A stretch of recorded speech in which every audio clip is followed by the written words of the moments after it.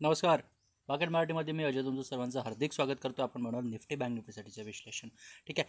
कालचा जवळपास हाय तोडून मार्केटनी 26,250 वरती होल्ड करण्याचा प्रयत्न केला, पण तिथून जवळपास सेलिंग आली होती. मी म्हटलं होतं हाय तुटला तर बाय करा, कारण तुम्ही मला सर तुम्ही म्हटलं होतं हाय तुटला तर बाय करा. आम्ही केलं असतं, परंतु बाय करा म्हणजे कसं करा, पहिली कॅन्डल कुठेतरी क्लोज होता, तर ही क्लोज जरी झाली तर पुढच्या कॅन्डल कशा बनतात त्या बघा. म्हणजे पुढच्या कॅन्डल ज्या आहेत हे जवळपास आपण म्हणू शकतो अनकॉन्फिडन्स, म्हणजे जवळपास ज्या कॅन्डलमध्ये कॉन्फिडन्स कमी आहे हे लक्षात घ्या.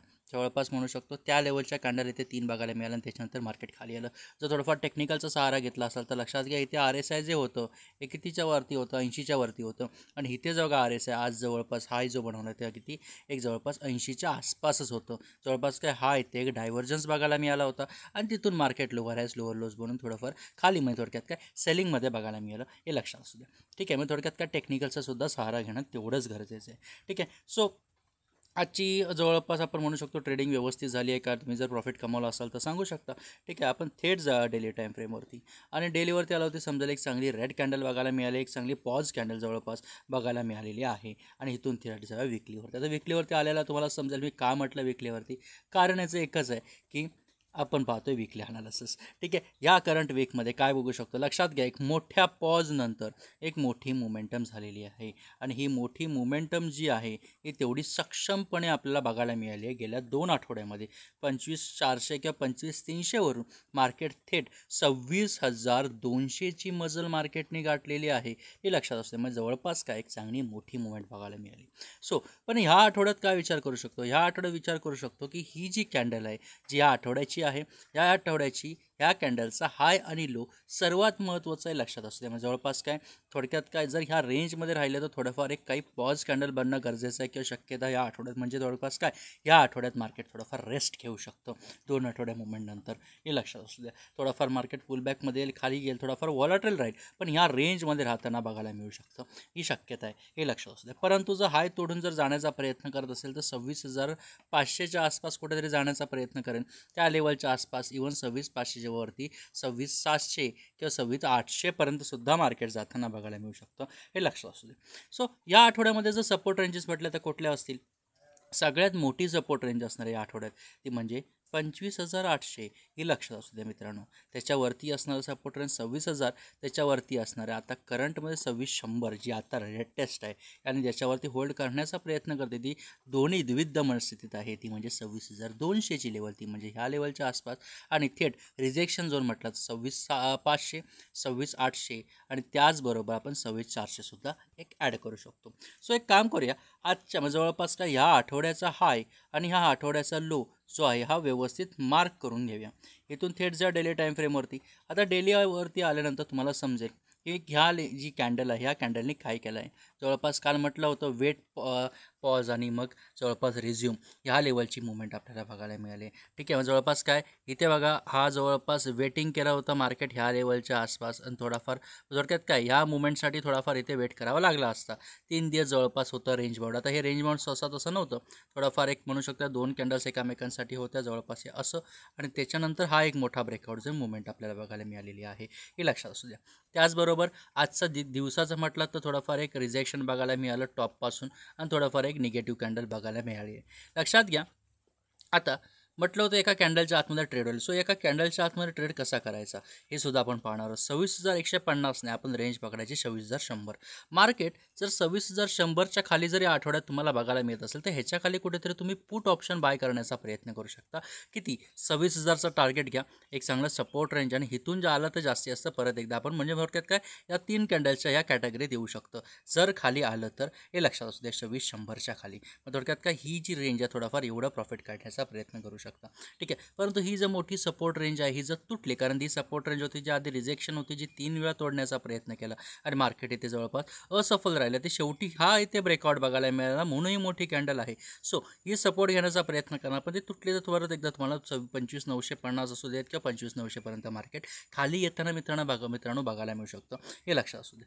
थेट जा अवर्ली टाईम फ्रेमवरती. आता अवर्लीचा विचार केला तर लक्षात घ्या आपला 25 मूविंग ॲव्हरेज खूप लांब आहे. सेलिंगचा विचार लगेच करू नका. ठीक आहे. सो सेलिंगसाठी मी काय सांगेन, एक मोठ्या मुवमेंटनंतर हा पॉज गरजेचा आहे. आता पॉज नंतर थोडाफार टॉपवरती कुठं एक पॅटर्न बनतो का बघा, ठीक आहे, एक स्टँड अप शार्ट पॅटर्न्स बनतो का बघा आणि कुठेतरी नेकलाईन बनते का बघा. पण शेवटी जी लेवल मी सांगितली होती एक जवळपास सेलिंगची जी डेलीवरती आपण पाहिली होती 26,100 ह्याच्या खाली टिकतात आणि त्याचबरोबर 25 मुव्हिंग ॲव्हरेज जर मार्केट क्रॉस करून खाली येत असेल तर डेफिनेटली कॅन्डल तुटताच तुम्ही त्याच्याखाली पुट ऑप्शन बाय करू शकता. मार्केट थेट 25,900पर्यंत खाली येताना आपल्याला बघायला मिळू शकतं, हे लक्षात असू दे. त्याचबरोबर बाईंग जर रिझ्यूम होत असेल तर 1 आवरवरती स्विंगसाठी 26,300 ब्रेकआउट झोन आहे आणि जर आता गेलं तर कितपण जाऊ शकतो 26,400 26,500 हे 2 टार्गेट सेट करू शकता आठवड्यासाठी. पण ह्याच्यावरती टिकलं तर 26,600 26,700 पण ठेवू शकता, परंतु सध्यासाठी तरी 2 टार्गेट. आता ते 15 मिनिटाच्या टाईम फ्रेमवरती येऊ तेव्हा ॲनालिसिस आपण करणारच आहोत कशाप्रती आपल्याला मार्केट जे आहे हे बघायला मिळू शकतं. एक पुढच्या आठवड्यात सोमवारी इंट्राडे ट्रेडिंगचा सेटअप तो उद्या व्हिडिओ येईल संध्याकाळी, पण ही व्हिडिओ आता करंटसाठी येईल. सो वीकली ॲनालिसिसची व्हिडिओ माझ्या मते निफ्टीचा एक सगळा विषय तुम्हाला समजला आहे का सारखी ह्या आठवड्यात कशा प्रकारे आपल्याला विचार करून चालायचं आहे. थोडाफार आपण कन्सोलिडेटेड विचार करू शकतो. त्यामुळे जर तुम्ही एक ऑप्शन बाहेर असाल तर थोडाफार तुम्ही स्कॅल्प करून ट्रेड करण्याचा एक प्रॉफिट घेण्याचा प्रयत्न करा, परंतु हाय तोडून जात असेल तर थोडीफार ट्रेंडी मोमेंटम एक्सपेक्ट करू शकतो. ठीक आहे. थेट जा निफ्टीनंतर आपण बँक निफ्टीकडे. ठीक आहे. बँक निफ्टीचा विचार केला तर bank nifty is weak as compare to nifty आणि हे आज बघायला मिळालं आहे. ठीक आहे. जवळपास जी ट्रेंडलाईन आपण काढली होती 15 मिनिटावरती ह्या ट्रेंडलाईनचा ब्रेकआउट बघायला मिळालेला आहे आणि मोमेंटम ही छोटी नाही आहे, खूप मोठी आहे. आपण अवरलीच्या टाईम फ्रेमवरती बघतोय. त्याचबरोबर जर तुम्ही इथून 15 मिनिटावरती आलात तर 25 मुव्हिंग ॲव्हरेज कसा काम करतो ते तुम्हाला दाखवतो. आता बघा इथे तुम्ही 25 मुव्हिंग ॲव्हरेज बघा इथे तोडण्याचा प्रयत्न केला, पण ह्या कॅन्डलचा लो तुटला आहे का नाही. ह्या ज्या कॅन्डलने तोडला आहे तर ह्या कॅन्डलने तोडला आहे बरोबर. या कॅन्डलने तोडल्यानंतर त्या कॅन्डलचा लो तुटला. आता तुम्ही ज्या कॅन्डलने तोडला त्या कॅन्डलच्या वरती SL टाका, जिथे तोडला आहे तर तुम्ही पुट बाय करा. बघा किती मोमेंटम मित्रांनो तुम्हाला बघायला मिळालेली आहे. जवळपास 54,150 पासून 53,830 जवळपास किती पॉईंट्स आहेत ते जरा मोजा आणि कमेंट बॉक्समध्ये मला सांगा किती पॉईंट्स तुम्हाला बघायला मिळालेत. ठीक आहे. त्यानिमित्ताने का असं ना तुमच्याकडून कमेंट्स येतील. ठीक आहे. सगळ्या लेवल्स आहेत त्या काढून टाकूया का. डेफिनेटली तुम्हाला सर आता सेलिंगसाठी तयारी झाली आहे का निफ्टी बँकमध्ये. अजिबात नाही. हिला आपण सेलिंग म्हणत नाही, हिला आपण म्हणतो प्रॉफिट बुकिंग. काय म्हणतो आपण प्रॉफिट बुकिंग. आपण जा विकली टाईम फ्रेमवरती. विकलीवरती आल्यानंतर एक गोष्ट दिसेल, ह्या आठवड्यात जेवढं मार्केट चढलं आहे ना तेवढी बँक निफ्टी इज निगेटिव्ह होऊन क्लोज झाली. मग जवळपास काय टॉपला निगेटिव्ह कॅन्डल जरीही ग्रीन असेल ना तर क्लोज बघा कुठे खाली आहे, विरुद्ध दिशेने आहे. सो ह्या कॅन्डलचा हाय आणि लो मार्क करणं गरजेचं आहे. निफ्टी स्ट्रॉंग आहे, मी काय म्हणतोय परत एकदा म्हणतोय निफ्टी स्ट्रॉंग आहे, बँक निफ्टी वीक आहे, हे लक्षात असू द्या. सो आता जर मार्केट खाली आलं तर किती येऊ शकतं जर तुमचं म्हणणं आहे तर लक्षात घ्या. जर खाली आलं मार्केट जास्तीत जास्त लो तुटला तर आपण 53,371 किंवा त्याच्या खाली आलं तर जास्तीत जास्त आपण लेवल पकडू शकतो 52,000 900 किंवा 800, हे लक्षात असू द्या. ठीक आहे. थेट जर डेली टाईम फ्रेमवरती वेळ न वाया घालवता डेली टाईम फ्रेमवरती आल्यानंतर तुम्हाला समजाल की या आठवड्याचा काय पराक्रम काय झाला आहे. लक्षात घ्या सुरुवातीला ही लेवल जी आहे कोणती लेवल आहे 54,000च्या वरती मार्केट होल्ड करण्यासाठी खूप प्रयत्न केला होता, हे लक्षात घ्या. शेवटी ते होल्ड झालं सुद्धा, परंतु आज काय झालं, आज सगळा जवळपास 4 दिवसाचा कष्ट होता बाहेरचा तो सेलर्सने संपवलेला, हे लक्षात घ्या.